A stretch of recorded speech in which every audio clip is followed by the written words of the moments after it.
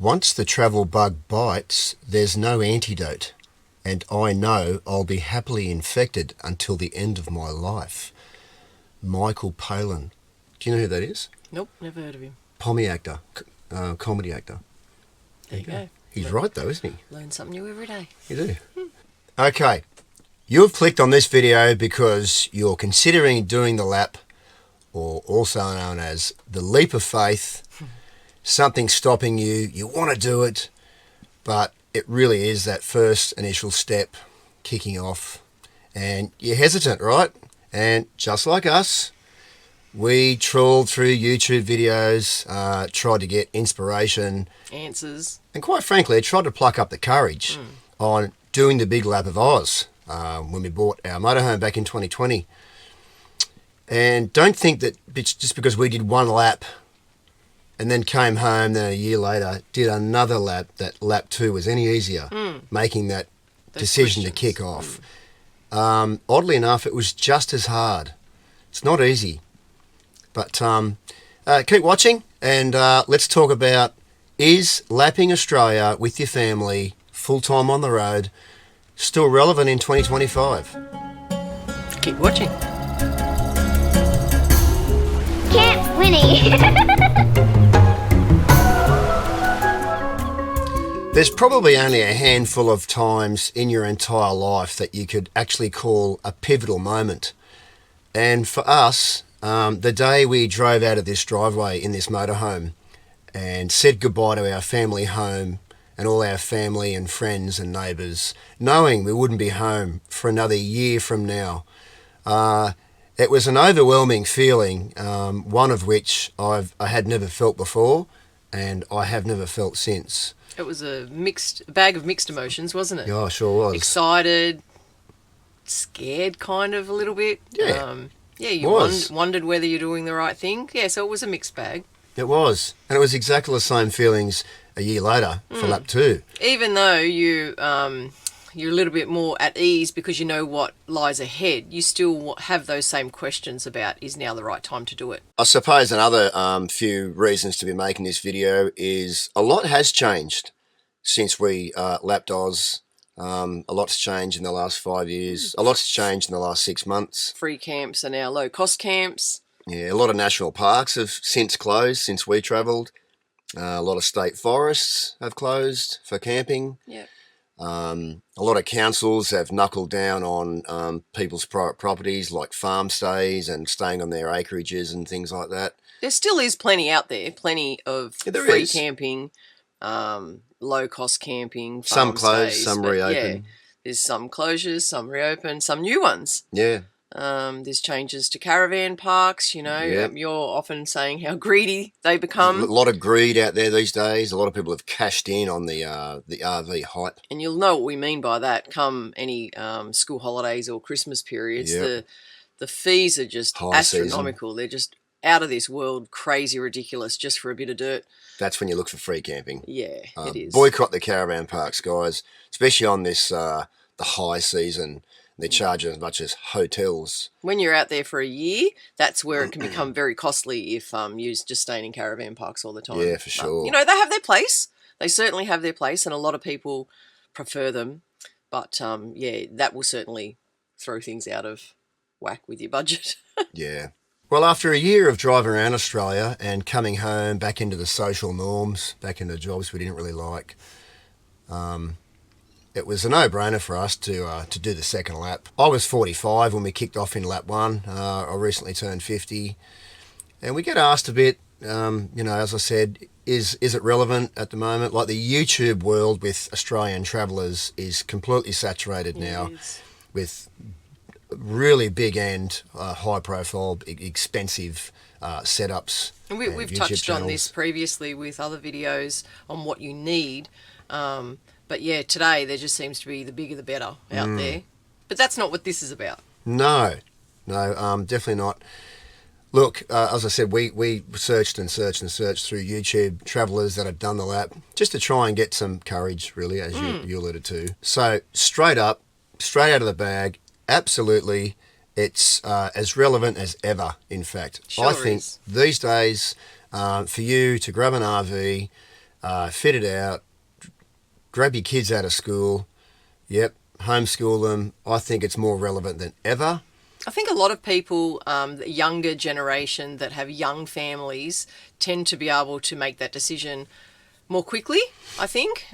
We had kids that were somewhat a little bit older, and the decision for us was quite hard because we were both in jobs, both kids were in school, our families are close by, and when you are initially contemplating doing exactly this, you question, well, what will I do? I won't be able to see my family. Can I have the leave from work? What if something happens out there? And so you tend to look at all the negative side of things as to what could possibly happen or go wrong, which then in turn can put some people off, and they'll decide that maybe it's not travelling full-time isn't for them, hey? And doubt can be very paralysing.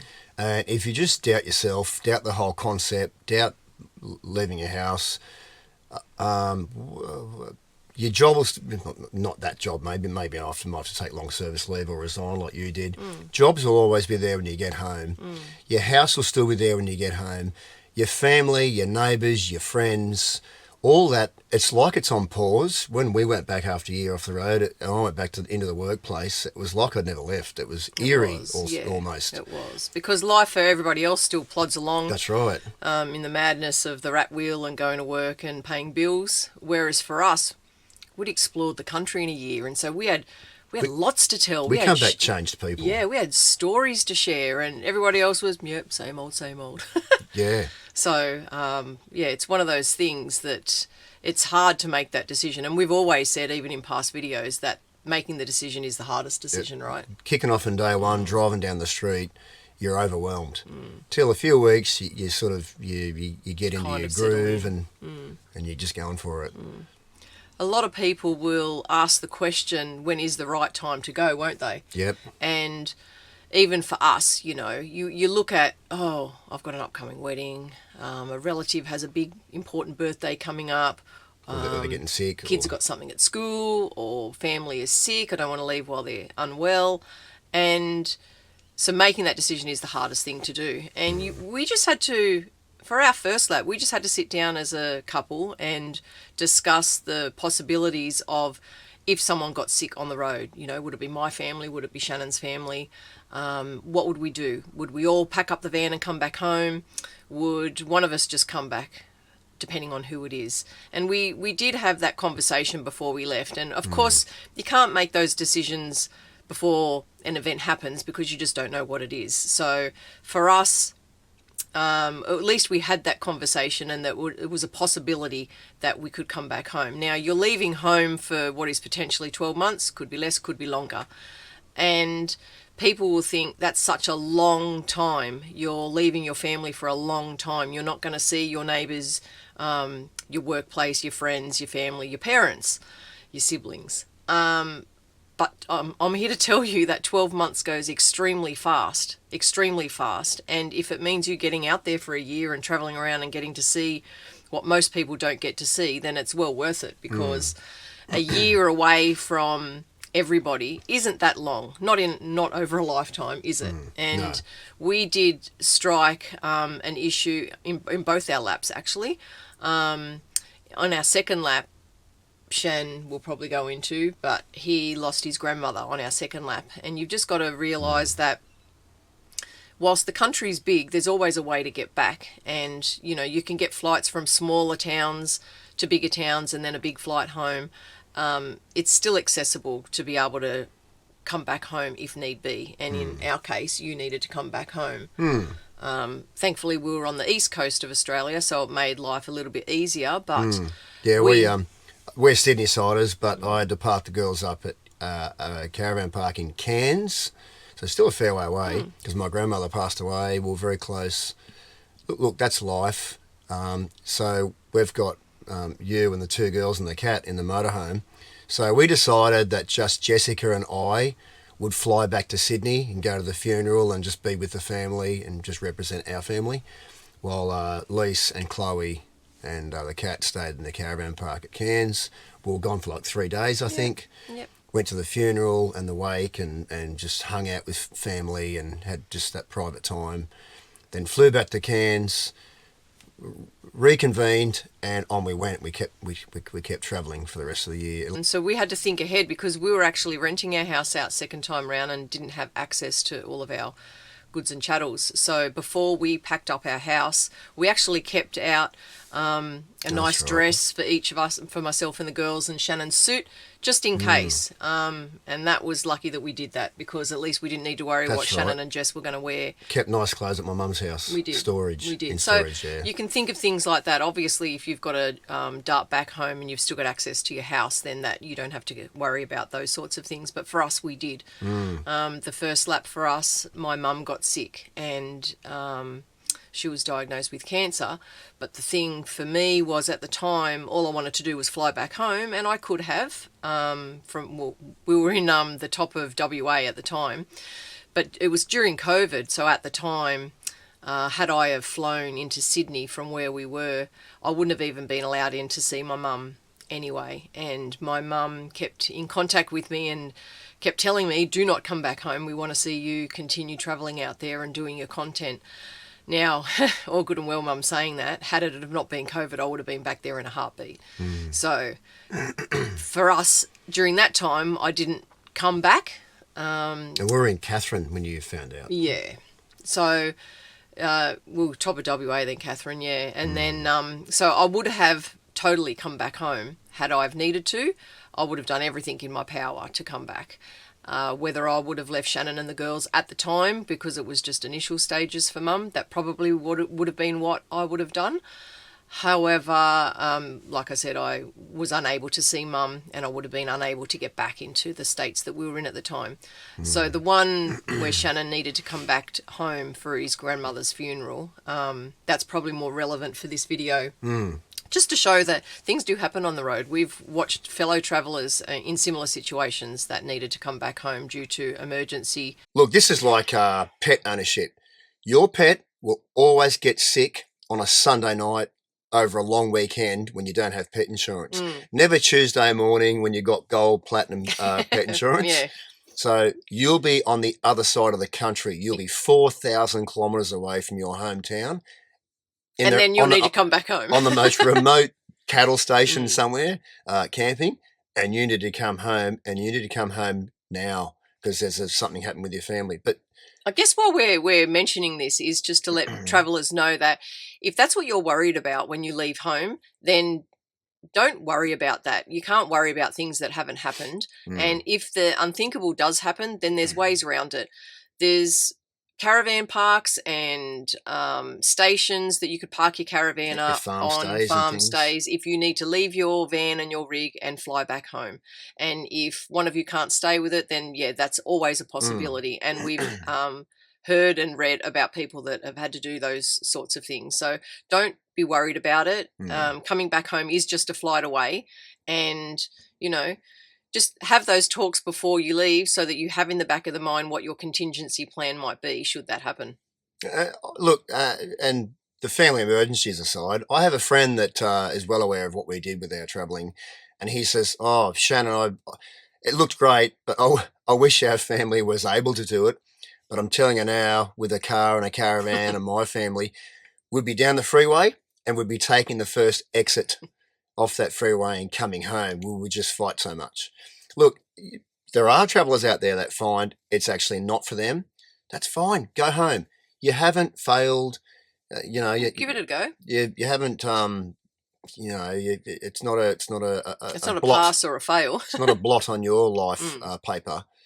It just may not have been for you. Go home and just stick to just doing weekend stuff, and that is absolutely fine. We went away on lap one. We come home, work for 12 months, and when we told our family and friends that we were going again, they sort of said, "But you've already done it." And this, another fellow traveller told me this theory.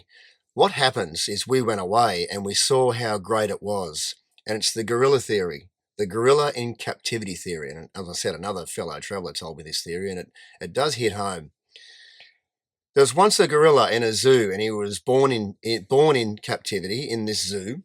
And as zoos do, they replicate their life surroundings in the zoo with palm trees and swing ropes and little creeks and little river.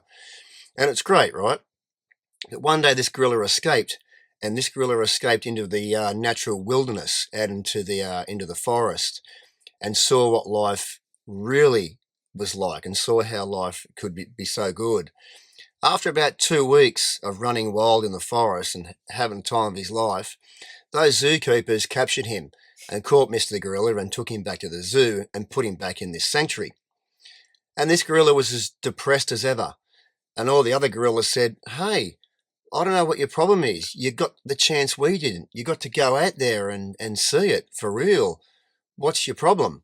And the gorilla says, "Because I've been out there now and I've seen just how wonderful it is. Being in here, this is rubbish. It's crap."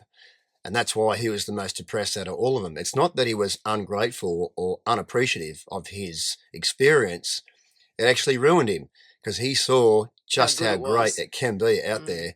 And being back in this sanctuary, we'll call it society, where you do the 9 to 5 and life's boring, it really flattened him and it got him depressed. And I thought that was the best analogy how to explain it. So it was a no-brainer for us to go on the second lap. And I asked a fellow travelling buddy recently, and he's the fellow that's travelled the longest.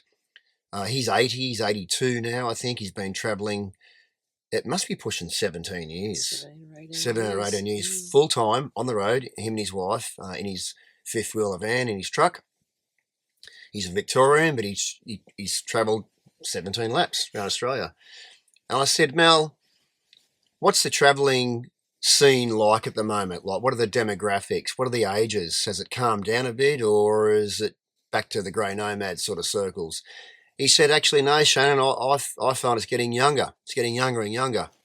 And I was quite happy to hear that. That's very indicative on where the travelling community has found itself. And good on you, the younger travellers. The next generation coming through, you're getting younger and younger, and it's no secret anymore. This is a great lifestyle to be had. And the families are getting younger. So younger kids, newborns in caravans is not. I don't know how I would cope with a newborn in a caravan with nappies, but hey, I think if I did have my time over, I would most certainly do it with toddler age kids for sure. Yeah, for sure. Affordability is another issue that can be quite crippling and stopped most people. So the desire's there, but how do you afford it? Everyone asks how much does it cost. That and work, I think. Yeah, money employment. and jobs. Look, I think today you need 60 grand a year. This is very subjective, by the way. It's too hard of a question to answer. How much does a 1 year lap cost? Yeah, what would cost us for one lap could be completely different to the next family or the next couple. Too many variables. That's right. Right. Do you eat out a lot? Do you smoke? Do you drink? Do you want to see all the sightseeing activities to be done in every town that you visit? Do you have a boat? Do you have 5 kids? Do you have 1? Do you have a bus? Do you have a little motorhome? Yeah, it's very subjective. Yeah, are you going to work on the road? Are you not? So for us, look, just to cut straight to the chase, I think we worked out 55,000 for lap one. We were spending about $1,100 a week on average, and that was with not eating out much. We both like a drink of alcohol, so we had that. We would do certain tours in certain towns. Didn't do a lot of touristy stuff. No, we tried to do as much free stuff as we possibly could and just exploring what was out there naturally. But yeah, there's too many different things to. On the cost though, say for us it cost, let's just say 60,000. Everyone that asked us how much did it cost, and we said about 60 grand for the year. We didn't slide 60 grand across the table in cash and go, that's what we're going to spend this year. It was about $1,100 a week. Some people balked at that. 60 grand. Wowzers. Oh, that's a lot of money. But you sit at home and add up what you spend each That's right. week. But I've had other people say 60 grand for a family of 4 to live together on the road for a whole year. That's cheap. Catherine and I spent more than that sitting at home doing nothing, just going to work every day, and we did nothing. We just sat at home for 12 months and went to work and I think people, like you said, Shannon, expect that that's where you pay up front, you know, like you're going on a holiday overseas or something like that. But you just have to think about you stay at home, and your food budget for home is exactly the same when you're traveling. You eat no matter where you are. Yes, there's certain areas in remote towns that your groceries might cost a little bit more than what they would at home. But as you get traveling, you start to shop and think smarter about where you can pick up your food before you head into those areas, what you can stock. You know, if you're a drinker and you're in a town and there's a Dan Murphy's, for instance, you're going to go and stock up there before you head bush for a couple of months. The good old days. And, you know, come across a town where you're paying, you know, at least half that cost again for whatever it is that you want to have. And that goes with anything.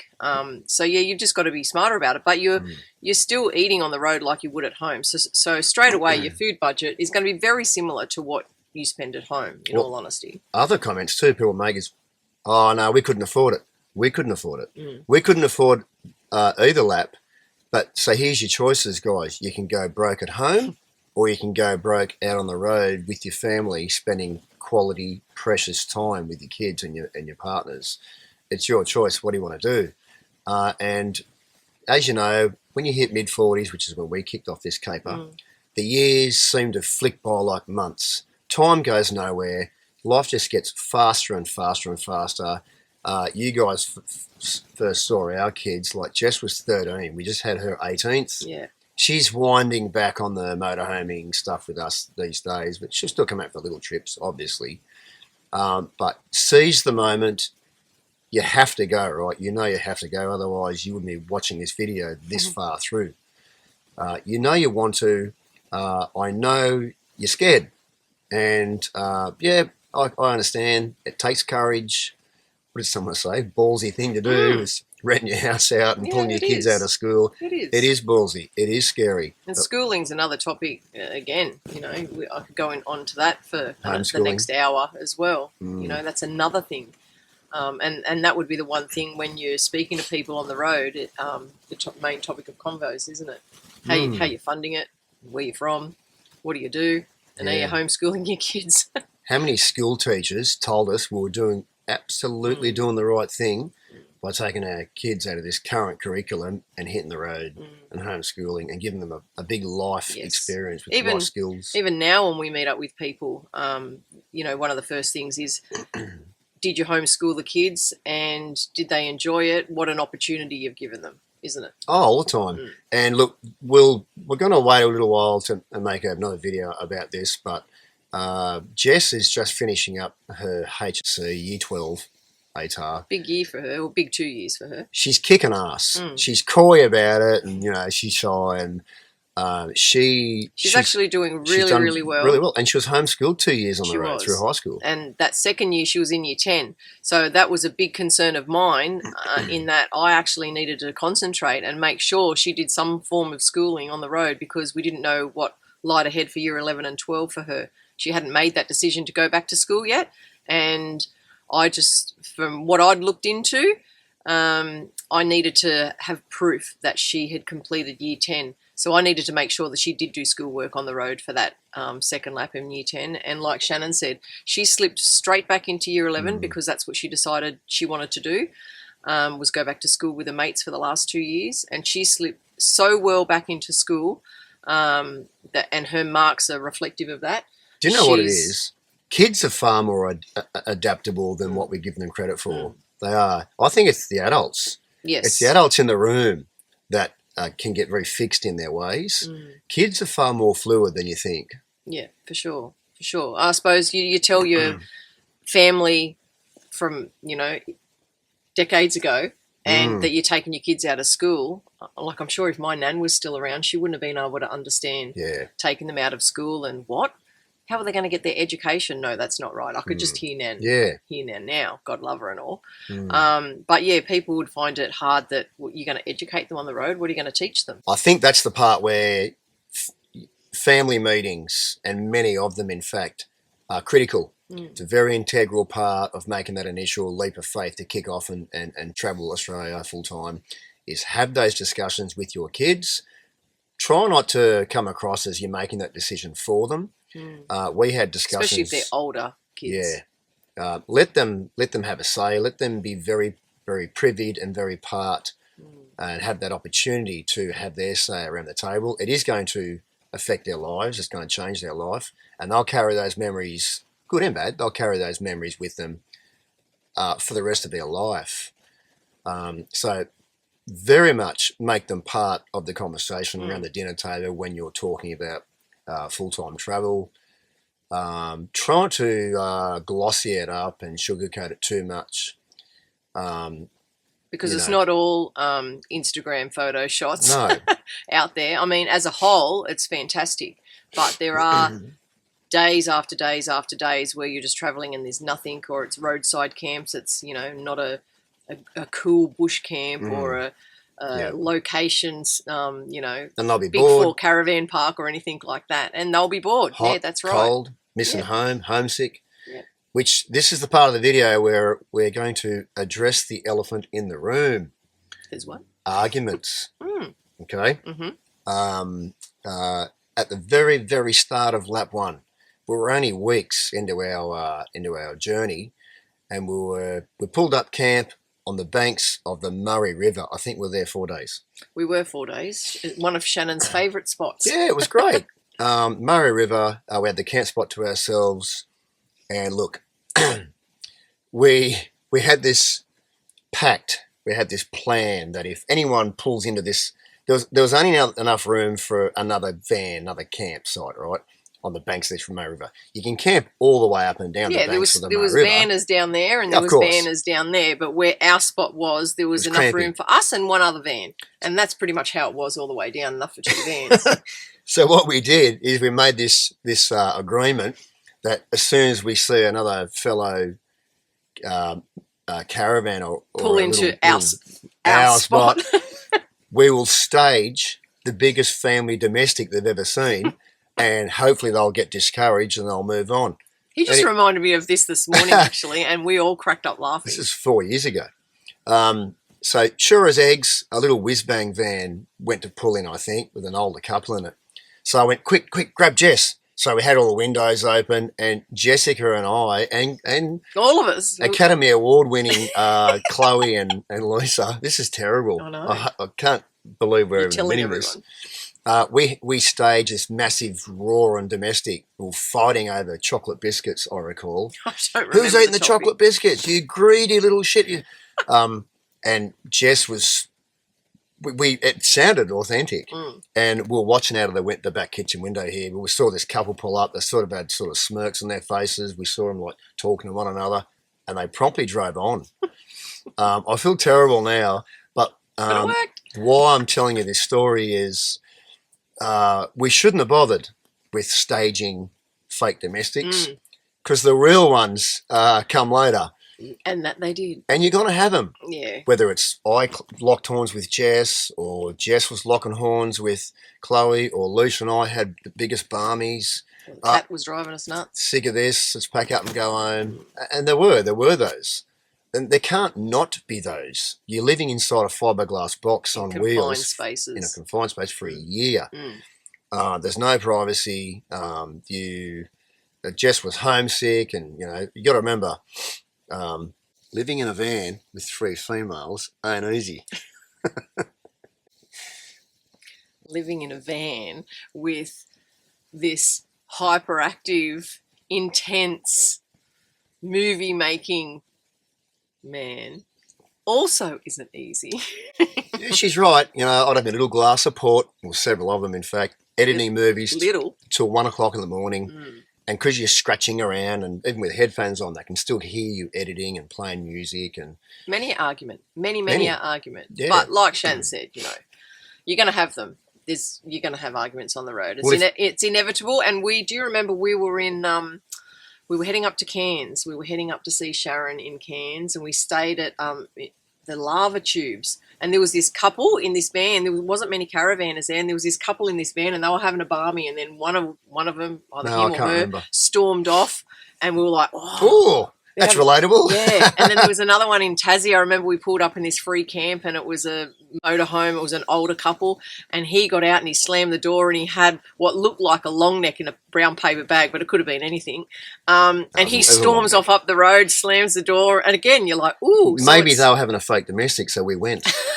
They wanted the campground to themselves. Maybe, but we weren't the only ones there. But so I guess why we're discussing that is if you have little niggles or little issues in your family, in your marriage or relationships with your kids, the great niggles and the not so great niggles, they will be magnified inside a van, especially when you live with each other 28 hours a day, 8 days a week on the road.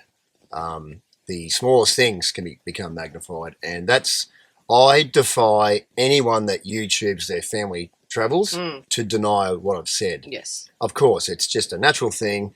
And look, how do you get around that? Go and have your own time somewhere.